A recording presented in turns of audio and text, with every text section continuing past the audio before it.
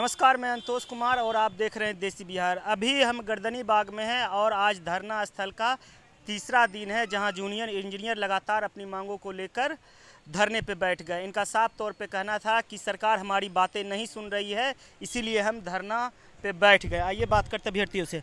आज तीसरा दिन है, क्या लग रहा है, सरकार आपकी बातें को मानने के लिए तैयार है? बिल्कुल मानेंगे, इसीलिए तो बैठे हैं सड़क पे, मानेंगे ही। अब हम लोग को 35% आरक्षण दिया गया है। हम लोग डिप्लोमा किए, सिविल ब्रांच से तो एक लड़कियां डिप्लोमा करती नहीं थी। ये हिम्मत तो हमें बिहार सरकार से मिली है ना, जो अभी वर्तमान में है, वो आरक्षण दिए। हम लोग इस लायक बने कि हाँ सिविल इंजीनियरिंग कर सकते हैं, और जब कर लिए, अब जब नौकरी की बारी आई है तो उन्हीं का जो सिस्टम है वही ठीक नहीं है। आयोग चाह ही नहीं रही है कि हाँ इन लोग नौकरी करें, लेकिन हम लोग माननीय मुख्यमंत्री से ये अपील करते हैं कि हम लोग की बातों को सुना जाए और जल्द ही हम लोग को नियुक्ति पत्र दिलवाया जाए। आखिर आयोग से क्या गलती हुई कि आप लोगों का रिजल्ट आ गया, उसके बाद रिजल्ट को तुरंत 1 या 2 दिन में वेबसाइट से हटा दिया जाता है? आखिर क्या कारण है? सर कारण अब देखिए, हम तो बता नहीं सकते हैं, आयोग ही बता पाएगी कि क्या कारण है एक्चुअल में। पर हमको तो जो दिख रहा है यही कि 3 तारीख को रिजल्ट दिया गया अप्रैल में और 6 तारीख को हटा दिया गया। हम खुद कारण की ही मांग कर रहे हैं कि कारण बता दीजिए और हमको रिजल्ट दे दीजिए, बस एक ही मांग लेके यहाँ बैठे हैं। 3 तारीख को रिजल्ट आया और 6 तारीख को हटा लिया गया, तो इतना बड़ा चीज़ हो गया। 6400 लगभग अभ्यर्थी थे जो कि चयनित थे। उन 6400 का भविष्य में कहीं न कहीं तो अंधकार छा गया है। तो आप लोगों ने मांग किया तो उन्होंने क्या कुछ बोला है कि हम इस कारण से हटा रहे हैं? कोई तो कारण दिया होगा, क्लाउज कोई तो लगाया होगा अगर हम रिजल्ट हटा रहे हैं। क्लॉज सिर्फ यही लगाया गया कि अगर संशोधन करने की आवश्यकता होगी तो संशोधित रिजल्ट प्रकाशित की जाएगी, पर उसका भी एक टाइम लिमिट होता है। आप 3 साल के बाद करेंगे तो हम अपना 3 साल ऑलरेडी इस आयोग के पीछे बर्बाद कर चुके हैं। 2019 का वैकेंसी है, आज 2022 है, 2022 में रिजल्ट दिया और उसके बाद हटा लिया गया। तो एक तरह से तो हम अंधकार में ही हैं अभी भी। अब क्या है कि अब हमको सिर्फ एक रिजल्ट की मांग लेकर के यहाँ बैठे हैं और यही अनिश्चित काल के लिए बैठने का डिसीजन लिया गया है हमारे तरफ से। जब तक रिजल्ट नहीं आएगा हम यहाँ से नहीं जाएंगे। संशोधन की बात चल रही है, आखिर किस तरह का संशोधन? कोई फर्जीवाड़ा तो रिजल्ट में नहीं हुआ है? नहीं, रिजल्ट में फर्जीवाड़ा तो नहीं। संशोधन क्या चीज़ का होगा? अब तो आयोग जानेंगे क्या चीज़ का संशोधन करेंगे, सो हम कैसे बताएं, हम तो अभ्यर्थी हैं। अब तो ये सवाल आपको पूछना चाहिए बाला मुरुगन साहब से, सचिव साहब से पूछना चाहिए, और ज़रूर उनसे पूछिए कि आपको क्या आवश्यकता लगा कि आपने बोला कि आवश्यकता पड़े तो संशोधन करेंगे और आपने रिजल्ट वापस ले लिया। कुछ तो हुआ होगा कि रिजल्ट में कुछ खामियां आई होगी कि इनका चयन हो गया है, इस तरह से हो गया। आखिर कुछ तो खामियां होगी। हम रिजल्ट अनाउंसमेंट कर देंगे, ये तो हो गया मन मर्जी।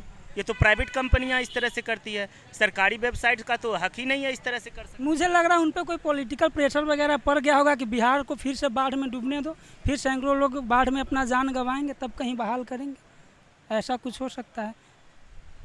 विभाग में इंजीनियरों की भारी कमी है। 30% इंजीनियर सिर्फ काम कर रहे हैं, 70% सड़कों पे है। अगर इस तरह का होगा फिर बिहार तरक्की कैसे करेगा? नहीं, बिहार तरक्की नहीं करेगा, क्योंकि 30% इंजीनियर है और उनके पास भी बहुत काम है। एक जेई 2-2, 3-3 ब्लॉक के इंचार्ज है, तो फिर कहाँ से काम में गुणवत्ता आ पाएगी? एक जेई इंजीनियर 2 से 3 ब्लॉकों के इंचार्ज बनते हैं। उसके बाद जब अभ्यर्थियों का चयन होता है तो फिर 3 दिन बाद ही रिजल्ट को हटा दिया जाता है। कुछ और अभ्यर्थी से बात करते हैं। आप कहाँ से आए ये बताइए? पश्चिमी चंपारण से। पश्चिमी चंपारण से किस लिए आए हैं पटना की तरफ? सर, बिहार तकनीकी सेवा आयोग के द्वारा जो रिजल्ट जारी किया गया था उसको यह कहते हुए हटा दिया गया कि यदि संशोधन की जरूरत हो तो हम उसे संशोधित करके फिर से रिजल्ट जारी करें। क्या संशोधन, उसको बताया होगा। आयोग जाने कि क्या संशोधन करना चाहता था, अब उतना हमारी कैपेबिलिटी नहीं है कि हम बता सकें।